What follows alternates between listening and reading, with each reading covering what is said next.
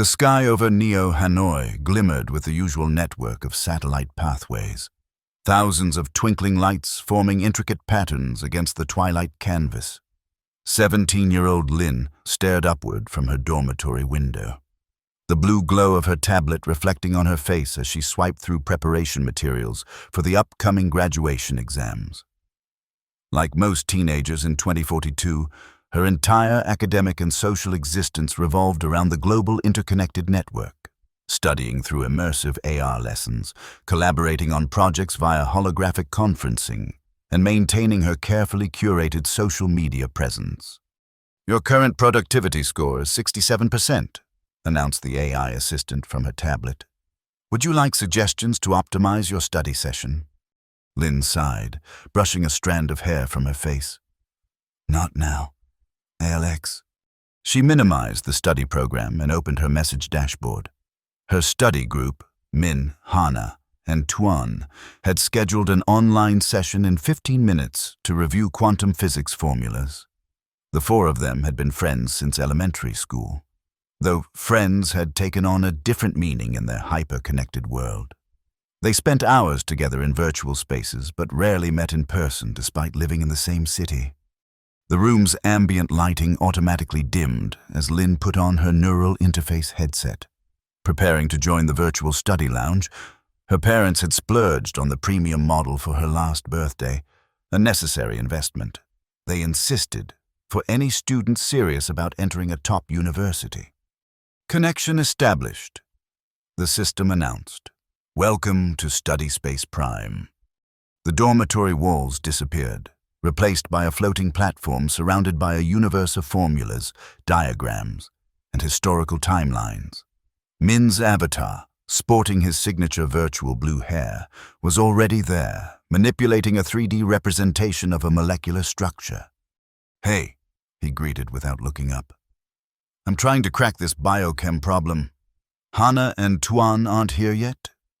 "Probably still finishing dinner," Lynn replied, summoning her own workspace with a gesture. "We've got exams in 3 weeks, and I'm nowhere near ready." Min's avatar shrugged. "You say that every year, and you always score in the top percentile. This year's different.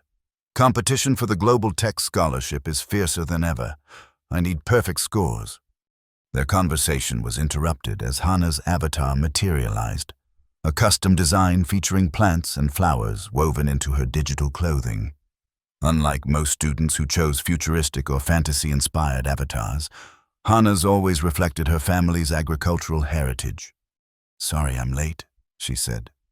"My parents needed help with the hydroponics system again. Sometimes I think they deliberately sabotage it just to pull me away from studying." Tuan joined last, his avatar materializing with the appearance of an ancient scholar, complete with traditional Vietnamese robes, a nod to his passion for classical literature and history. "You would not believe what I found in the digital archives today," he began excitedly. "A collection of pre-internet era notebooks from a student in 1990. They used to write everything by hand. Can you imagine?" "Sounds inefficient," Min commented, still manipulating his molecular model. "Actually, and there are studies suggesting handwriting improves memory retention," Lynn said, pulling up a research article with a gesture. "But who has time for that when we need to process thousands of information units before graduation?" Their study session progressed as usual, sharing notes, quizzing each other, and occasionally drifting into discussions about university applications. 2 hours passed quickly in the virtual space, their real bodies remaining mostly stationary while their minds navigated the information landscape. "One more physics problem before we call it a night?" Lynn suggested, projecting a complex quantum tunneling scenario into the shared space. But before any of her friends could respond, something unprecedented happened. The virtual environment flickered, then again, more violently. Their avatars froze mid-motion. "Connection instability detected," announced the system, attempting to reconnect. Lynn felt a moment of disorientation as the neural interface struggled to maintain the virtual environment. Then, abruptly, everything vanished. She was back in her dimly lit dormitory room, the neural headset displaying only an error message. Network unavailable. She tapped the device, then checked her tablet. No connection. Strange, the global network had redundancies upon redundancies. Even during the massive solar flare event of 2039, connectivity had only slowed, not disappeared completely. Her room's communication panel chimed. It was the dorm administrator's voice, sounding uncharacteristically concerned. Attention all students, we are experiencing a complete network outage. This appears to be a global phenomenon, not limited to our facilities. Please remain calm and await further instructions. Global. Lynn rushed to her window. The satellite pathways in the sky, always visible on clear nights, had vanished. The city below seemed different too. Lights were flickering as systems switched to local backup power. Emergency vehicles moved through the streets, their sirens creating an eerie chorus. Her tablet vibrated with a local emergency notification, one that didn't require network connection. Unprecedented global internet shutdown. Cause unknown. All citizens advised to remain where they are. Lynn felt a chill run down her spine. In 2042, a world without the internet wasn't just inconvenient, it was nearly unimaginable. By morning, the magnitude of the situation had become clear. Every satellite, undersea cable, and network infrastructure component had simultaneously gone offline. Initial panic gave way to organized chaos as government emergency systems kicked in. Schools and businesses activated their contingency protocols, most of which were theoretical and had never been implemented. Neo Hanoi's Central Academy, where Lynn and her friends studied, called an emergency assembly in the physical auditorium, a space rarely used except for formal ceremonies. Students filed in looking disoriented, many meeting classmates face-to-face for the first time despite years of virtual interaction. Headmaster Nguyen addressed the student body using an actual microphone instead of the usual holographic projection. His physical presence seemed smaller than his authoritative virtual persona, but his voice carried the same gravity. Young scholars, he began, we face an unprecedented situation. For reasons still being investigated, all global network infrastructure has ceased functioning. Preliminary reports suggest this is happening worldwide. There is no evidence of cyber warfare or conventional attacks. It's as if, he hesitated, as if someone simply flipped a switch. Murmurs rippled through the auditorium. The Ministry of Education has issued emergency protocols. Graduation exams will proceed as scheduled, though in modified format. All students will transition to offline learning methods effective immediately. Faculty will distribute physical materials and establish in-person study groups.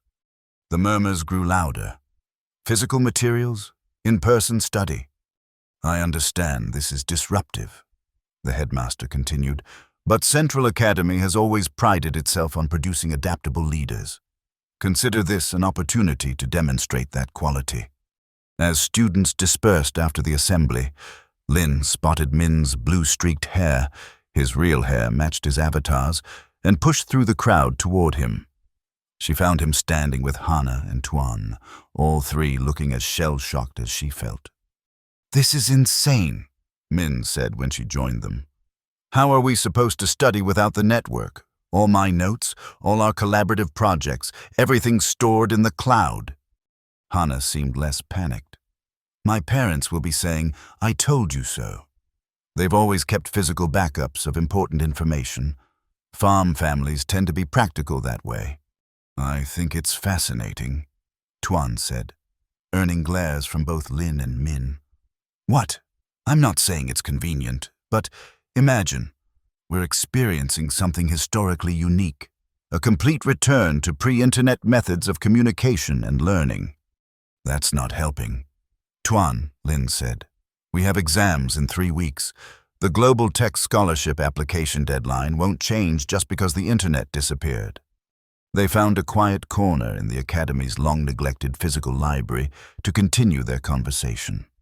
Dust covered most surfaces, and the paper books, kept mostly as historical artifacts, gave the air a strange, musty smell.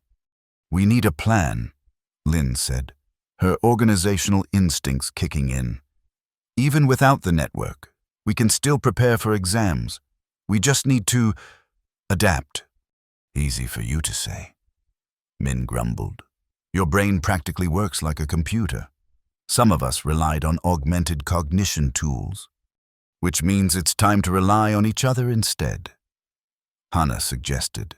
She pulled out a small notebook, an actual paper one, and a pen.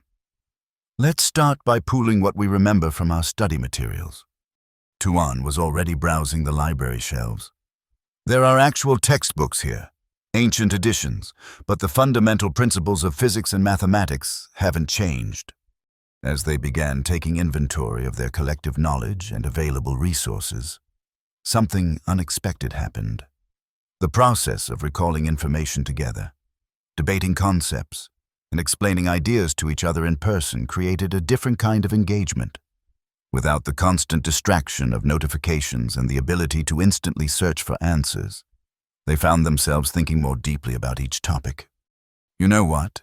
Lynn said after 2 hours of intensive discussion about quantum physics. "I think I understand entanglement better now than when I had the animated simulation." "Same," Min admitted. "When you explained it using the paper clips and rubber bands as models, something clicked that never did before." As they left the library that evening, they noticed other student groups scattered throughout the academy grounds, some looking frustrated, others adaptively organizing like they were. A few enterprising students had set up a bulletin board in the main hall where people could post notes seeking study partners or offering help in specific subjects. "We should meet again tomorrow," Lynn said as they prepared to head to their respective dormitories. "And bring any physical books or notes you might have." That night, lying in bed without her usual evening routine of network browsing and information updates, Lynn felt strangely alert. The silence, the absence of digital chatter, was both unsettling and oddly peaceful. She found herself thinking about their study session, how different it had felt to interact directly rather than through avatars. Just before falling asleep, a thought occurred to her. What if this wasn't a catastrophe, but a challenge? And what if they were uniquely positioned to rise to it? 3 days into what global emergency broadcasts were calling the Great Disconnection, society was beginning to adjust.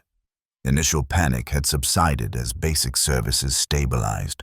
Local networks remained functional, allowing limited communication within cities, but the global internet, the nervous system of modern civilization, remained completely dark. Then came the most startling revelation yet. Lynn and her friends gathered with the entire student body in the academy courtyard, where Headmaster Nguyen stood beside a military officer and a government scientist. The scientist, Dr. Pham, addressed the crowd. After extensive analysis of atmospheric and orbital data, she announced, her voice amplified by portable speakers, "We have confirmed that Earth's communications infrastructure has been deliberately disabled by an external force." A shocked silence fell over the courtyard. 17 hours ago, multiple observatories detected unusual objects in orbit around our planet. These objects appear to be absorbing or blocking all transmission signals. They are not of human origin. The silence erupted into chaos as students began talking all at once. "Please remain calm," Headmaster Nguyen shouted over the noise. "Let Dr. Pham finish." The scientist continued once the crowd quieted. "We have received one brief transmission from these objects. The message was simple. Temporary disconnection initiated. Adaptation and creativity test in progress. Duration undetermined." Lynn felt her heart racing. An alien test. It sounded like science fiction, yet the evidence was literally above them. The global scientific community believes this is not a hostile action, but rather an experiment, Dr. Pham explained. These entities, whoever they are, appear to be observing how humanity functions without its information network, how we adapt, how we solve problems. As the assembly dispersed, wild theories spread through the student body. Some feared this was merely the prelude to invasion. Others suggested it might be a beneficial intervention from a more advanced civilization concerned about humanity's technology dependence. Either way, Min said as their group regathered in the library, we're lab rats in an alien experiment. Great. It's terrifying, Hannah admitted, but also kind of amazing. We're the first generation to make contact with extraterrestrial intelligence. Tuan, predictably, was enthused. This will be the most significant historical event of our lifetime. Imagine the books that will be written. If we survive, Min interjected. They could have destroyed us already if that was their intention, Lin pointed out. But they didn't. They're testing us. Something about that concept resonated with her. And maybe that's exactly how we should approach this, as a test we can pass. The next day, a new notice appeared on the Academy bulletin board. Someone had posted a large hand-lettered sign. Digital Detox. Challenge. Who can be most productive without the internet? Show the aliens what humans can do. Post your achievements here. No one knew who had started it, but the idea spread rapidly. By evening, dozens of notes had appeared beneath the sign, with students documenting new skills learned, creative solutions devised, or offline projects initiated. The movement quickly jumped beyond the academy walls as similar challenges appeared throughout Neo Hanoi and, via emergency radio broadcasts, across other cities worldwide. This is perfect, Lynn said when she saw the board. It's exactly what we need. A way to reframe this situation as an opportunity rather than a disaster. You want to join a trend started by who knows who? Min asked skeptically. I want to help shape it, Lin replied. Think about it. The aliens want to see adaptation and creativity. What if the sooner we demonstrate those qualities, the sooner they restore the network? And even if that's not true, Hannah added, focusing on what we can accomplish is better than sitting around feeling helpless. Even Min couldn't argue with that logic. That evening, they gathered in Lin's dormitory room to formulate their own digital detox challenge plan. Tuan brought historical texts about education methods from previous centuries. Hannah contributed knowledge about sustainable living practices from her agricultural background. Min, despite his initial reluctance, offered his artistic talents for creating physical visual aids and designs. Lin took on the role of coordinator, compiling their ideas into a comprehensive strategy. We should focus on 3 areas, she suggested. Academic excellence without digital tools, community building, and practical skills development. For the academic part, Tuan said, we could organize peer teaching sessions. Each person masters one subject area and teaches the others. I can help start a community garden on the academy grounds, Hannah offered. My family sent seeds that I've never had time to plant. And I could organize an art workshop, Min added, warming to the idea. Help people create physical art instead of digital designs. As they continued brainstorming late into the night, Lin felt a growing excitement without the constant digital distractions and the pressure of keeping up with the global information flow. Her mind seemed clearer, more focused. Ideas flowed more naturally. You know what's weird? She said as they prepared to call it a night. I feel more connected to you 3 right now than I ever did in our virtual study sessions. The others nodded in agreement. Maybe, Tuan suggested thoughtfully. That's part of what these aliens want us to rediscover. Word of their initiative spread quickly through the academy. The next morning, when they arrived at the classroom they'd reserved for their first peer teaching session, they found twice as many students as expected. We heard you're organizing a serious study group, said a girl Lin recognized from advanced programming. Mind if we join? By the end of the week, their digital detox challenge had evolved into a structured program. Mornings began with intensive study sessions using recovered textbooks, handwritten notes, and peer teaching. Afternoons were dedicated to skill-building workshops, Everything from Hana's gardening lessons to Min's art classes to impromptu engineering challenges using only basic materials. The most surprising development came when they approached the academy administration with their ideas. Instead of resistance, they found support. Teachers who had initially seemed lost without their digital teaching tools began contributing expertise and guidance. The headmaster himself attended several sessions, observing with growing approval. "You've started something remarkable," he told Lynn after watching her lead a mathematics review. "In just 1 week, I've seen more genuine engagement from students than in the previous year of network-based learning." Not everyone embraced the changes. Of course, some students retreated into isolation, unable to adapt to the new reality. Others complained constantly, demanding the government fix the situation. A vocal minority even suggested attempting to communicate with the aliens to beg for the network's return. The greatest resistance, however, came from unexpected quarters. 2 weeks into the Great Disconnection, parents began arriving at the academy, concerned about the impact on their children's examination preparations.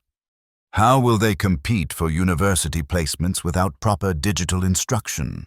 demanded one mother during a hastily organized parent meeting. "These creative activities are wasting valuable study time. My son needs his cognitive enhancement applications to process complex formulas," insisted another parent. "Without them, he's at a severe disadvantage." The confrontation reached its peak when Mr. Tran, Lin's father, arrived unannounced. As a senior engineer at Vietnam's Quantum Computing Center, he rarely involved himself directly in her education, trusting the system and her own abilities.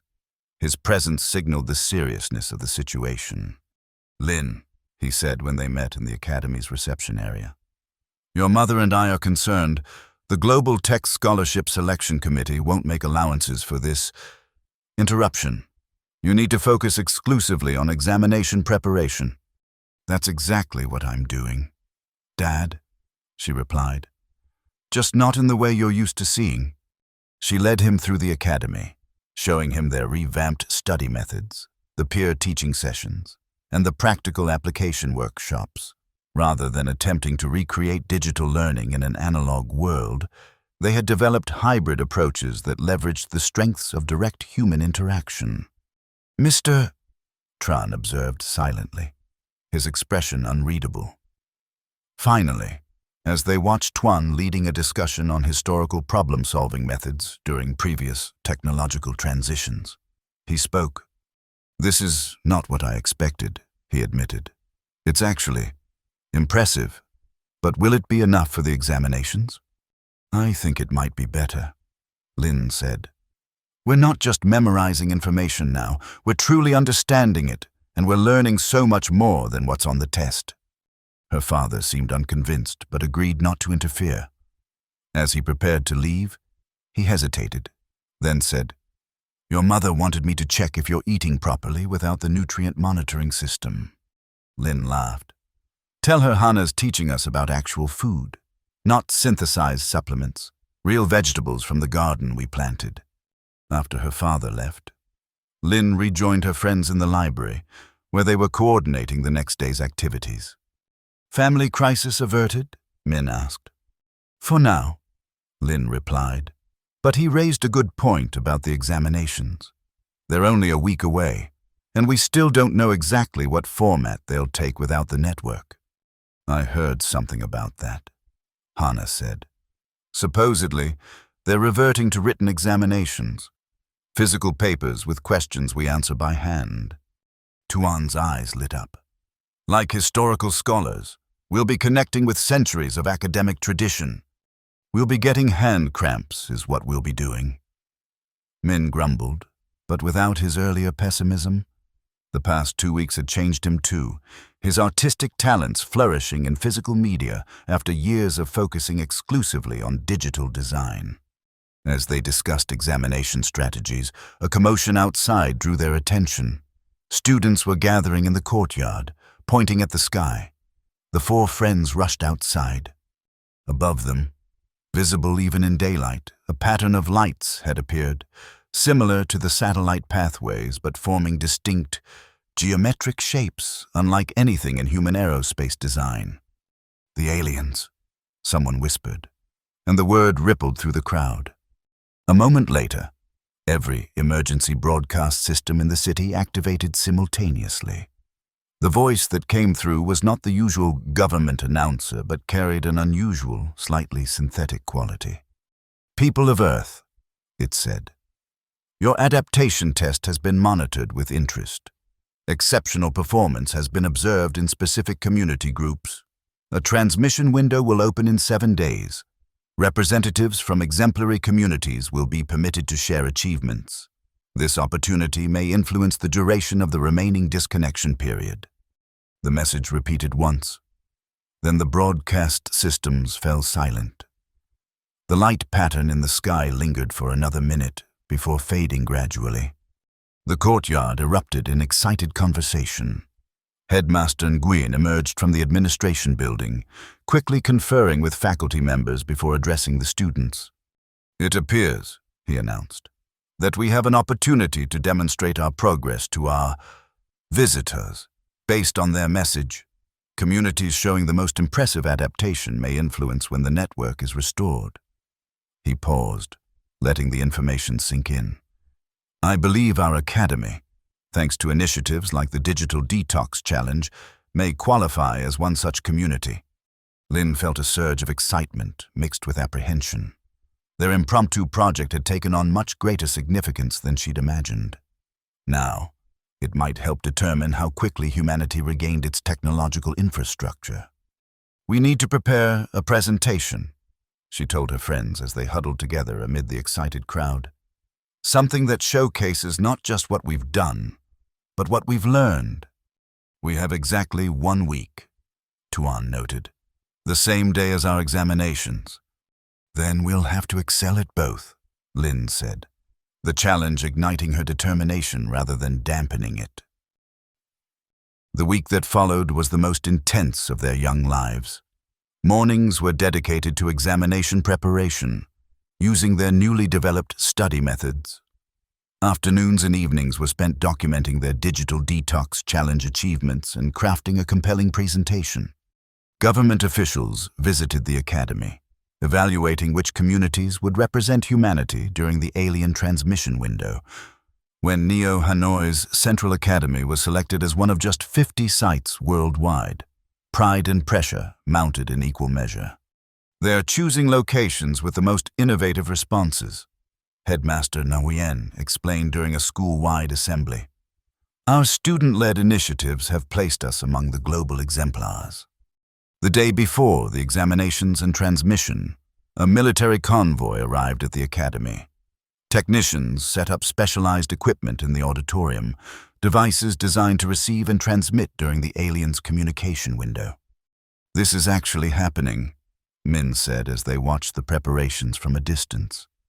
"We're going to talk to aliens tomorrow." "Not all of us," Hana corrected. "They'll choose representatives." Later that evening, the selection was announced. 5 students and 2 faculty members would present to the aliens. Lin was among the chosen students. "You've become the face of the Digital Detox Challenge," Headmaster Nguyen told her. "Your ability to articulate the transformation we've undergone makes you an ideal representative." That night, Lin barely slept. She reviewed her presentation notes repeatedly, trying to distill 3 weeks of profound change into a 5-minute speech. How could she explain to an alien intelligence the value of what they'd rediscovered? The deeper human connections, the more meaningful learning, the sense of community that had emerged when screens stopped mediating their interactions. Dawn broke on the most consequential day of their generation. The graduation examinations would begin at 8:00 a.m. The alien transmission window would open at precisely 3:30 p.m. The examinations themselves proved surprisingly familiar, yet foreign. Sitting in rows in the academy's great hall, students bent over paper booklets, writing answers with actual pens. The questions tested not just knowledge but understanding, something Lin and her friends had cultivated through their peer teaching methods.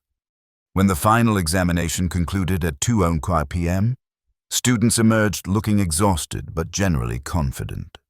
Their adaptive studying had prepared them well for this unprecedented format. "How do you think you did?" Lynn asked her friends as they gathered briefly before she needed to prepare for the transmission. "Better than I expected," Min admitted. "Especially in physics. Your mechanical models really helped me visualize the concepts." The biology section was straightforward after working in the garden, Hannah said. Understanding actual ecosystems made the theoretical questions much clearer.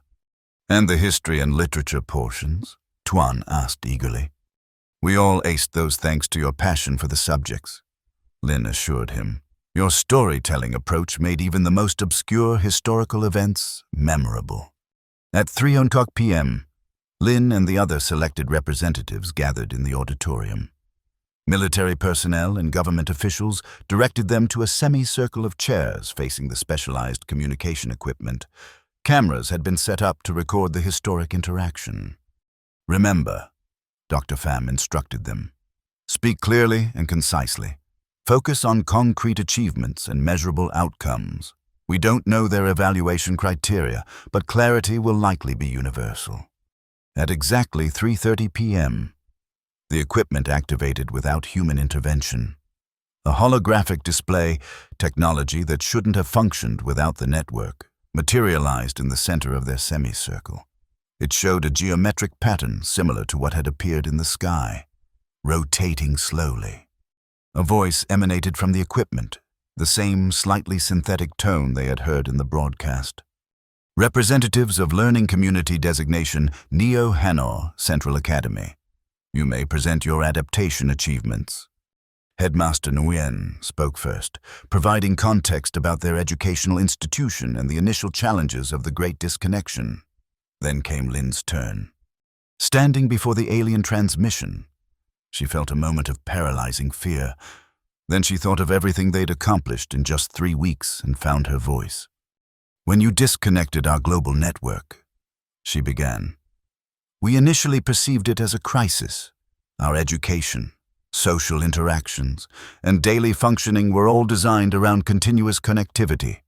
But within this challenge, we discovered opportunities." She described the Digital Detox Challenge, how it transformed from a coping mechanism to a movement that revitalized their learning community. She explained the peer teaching model they'd developed, the practical skills workshops, and the community garden that now provided fresh produce for the academy kitchen. "Most importantly," she continued, "we've discovered that technology, while valuable, had been mediating our human connections in ways we hadn't fully recognized. Without screens between us, we've formed deeper bonds, engaged in more meaningful discussions, and developed a stronger community." She presented data they'd collected, improved knowledge retention rates, increased student engagement metrics, and the flourishing of creative initiatives across campus. "We don't reject technology," she concluded, "but we've learned to value what exists beyond it. If your test was designed to assess our adaptability and creativity without our global network, I believe we've demonstrated both. We've not only survived this disconnection, in many ways, we've thrived." Each representative presented in turn, highlighting different aspects of their community's response to the Great Disconnection. When all had spoken, the geometric pattern in the holographic display shifted, forming new configurations. "Your adaptation patterns have been recorded," the synthetic voice announced. "This community demonstrates exceptional resilience indicators. Integration of historical methodologies with innovative approaches is noted. Human connection metrics exceed pre-disconnection baseline by significant margin." The pattern shifted again. "Global evaluation continues. Preliminary assessment indicates 76% of Earth communities have demonstrated positive adaptation trajectories. This exceeds anticipated response threshold." A pause. Then, "Decision. Phased reconnection protocol initiated. Your global information network will be restored in graduated stages over the next lunar cycle. Community-level achievements will determine priority sequence." With that, the holographic display dissolved and the equipment powered down. The transmission window had closed. The auditorium erupted in cheers and confused exclamations. Government officials immediately began conferring about the implications of phased reconnection. Amid the commotion, Lynn found her friends waiting at the back of the room. "You were amazing," Hannah said, hugging her. "The way you explained everything, it was perfect." "So the internet's coming back," Min said, his expression mixed. "In stages, whatever that means. The question is," Tuan added thoughtfully, "what will we do with it when it returns? Go back to how things were before?" Lynn shook her head. "I don't think we can, or should. We've learned too much." In the days that followed, more details emerged about the aliens' phased reconnection plan. Communities that had demonstrated the most impressive adaptation would regain network access first, with functionality gradually expanding across the globe over the next month. Neo Hanoi Central Academy, recognized as an exemplary response site, was among the first locations scheduled for reconnection. The news brought celebration but also uncertainty. Many students and faculty had come to appreciate aspects of their disconnected state and worried about losing what they'd gained. 1 week after the transmission, Academy staff gathered students in the courtyard for an announcement.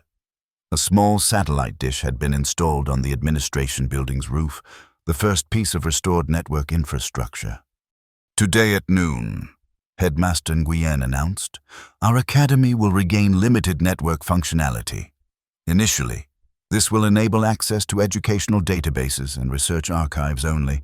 Social platforms and entertainment systems remain offline per the reconnection protocol." As noon approached, students gathered around information terminals that had sat dark for nearly a month. Lynn and her friends watched from a distance, their feelings complicated. "I should be more excited," Min admitted. "A month ago, I would have given anything to get back online." "But now?" Hannah asked. He gestured to the art studio they'd established in a repurposed classroom. "Now I have a dozen physical art projects in progress. The thought of going back to digital design seems limiting." At exactly noon, the terminals illuminated. Students who had crowded around them cheered, quickly logging into educational databases and downloading research materials. But the response was more measured than anyone might have predicted before the Great Disconnection. Many students accessed what they needed, then returned to the physical activities that had become their new normal. That evening, Lynn received an official communication, the first digital message she'd received in a month. It was from the Global Tech Scholarship Committee. Given the unprecedented circumstances of the Great Disconnection, the selection process has been modified. In addition to examination results, candidates are invited to submit documentation of their activities during the disconnection period. Adaptation, leadership, and innovative problem-solving will be heavily weighted in this year's evaluations. She shared the news with her friends as they tended the community garden, which had expanded beyond their initial modest plots to include a section of the Academy's decorative grounds. "This is perfect for you," Tuan said, carefully transplanting seedlings. "You led the entire digital detox challenge." "We led it together," Lynn corrected him. "And that's what I want to emphasize in my submission, how collective wisdom and collaboration proved more valuable than individual digital enhancement." Over the following weeks, network functionality gradually expanded across Neo Hanoi and beyond. The aliens maintained their orbital presence but made no further direct communications. Government scientists theorized they were continuing to observe humanity's reintegration with technology. A month after the initial reconnection, when most network services had been restored, the Academy held a special assembly. Headmaster Nguyen addressed students and faculty with evident pride. "The examination results have been processed," he announced. "Despite the challenges of the Great Disconnection, our students achieved the highest average scores in the Academy's history." Murmurs of surprise and delight spread through the assembly. "Furthermore," he continued, The Ministry of Education has announced a new curriculum initiative based on what they're calling the disconnection paradigm, a hybrid educational approach that balances technological tools with direct human interaction and practical skills development. He gestured to Lynn and her friends seated in the front row. This initiative draws heavily on methods pioneered by our own students during the Digital Detox Challenge. Their innovative approach has become a model for educational systems worldwide. After the assembly, as students dispersed to classes that now fluidly combined digital and physical learning methods, Lynn received another notification. This one caused her heart to race. The Global Tech Scholarship Committee had made their decisions. She gathered her friends before opening the message. "Whatever it says, I want you all here. This was never just about me." The message loaded on her tablet. The Global Tech Scholarship Committee is pleased to inform you that your application has been accepted.